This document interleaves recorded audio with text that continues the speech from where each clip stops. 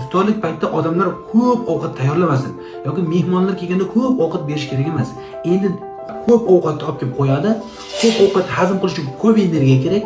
Ko'p energiya organizm olaman deb charchab, lanch bo'lib qoladi.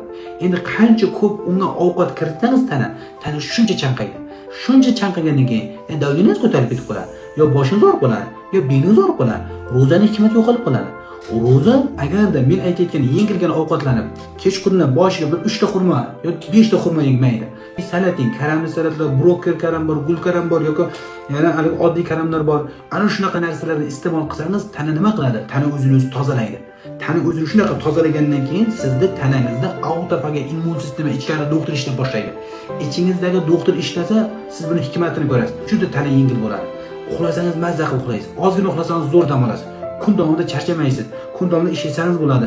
Ana shu narsani qilishimiz uchun birinchi ro'zada hikmatiga mos, qonun qoidasiga mos tutishimiz kerak.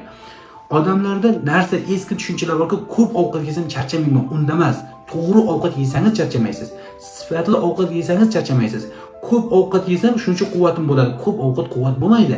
Ozgina sifatli zo'r ovqat quvvat bo'ladi sizga. Yana bitta narsa, organizmda ro'zaning hikmatidan bittasi hamma immun sistema ishlataveradi. Ichkari doktor ishlatgani hamma kasal to'g'ri bo'ladi. Agarda doktorlar bu haqda juda ko'p gapirsa edi deydi, ya'ni ro'za haqida, hikmat haqida ko'p gapirsa, kasallar tugab ketib qoladi, kasalxona bo'shab qoladi deydi. O'shanaqa tushuncha bu.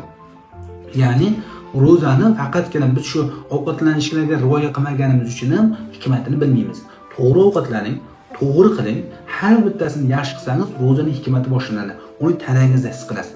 Tanangiz shunaqa yengil bo'lib qoladi. Charchamaydi. Qancha ishlasangiz ishlaysiz, mazza qilib yurasiz. O'sha narsagacha yetganingizdan keyin tana ichkaridagi shifokor sizga 100% ishlab beradi.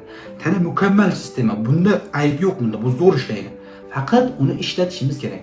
O'sha kuch, o'sha tana, o'sha ichki shifokor, o'sha immun sistema, o'sha asab hammasi sizda bor. Faqat uni nima qiling, ishlating. Eng zo'r payt shu payt. Hozir mana shu ro'za payt eng zo'r ishlatadigan payt. O'zingizga va yaqinlaringizga ehtiyot qiling. Salomat bo'lasiz.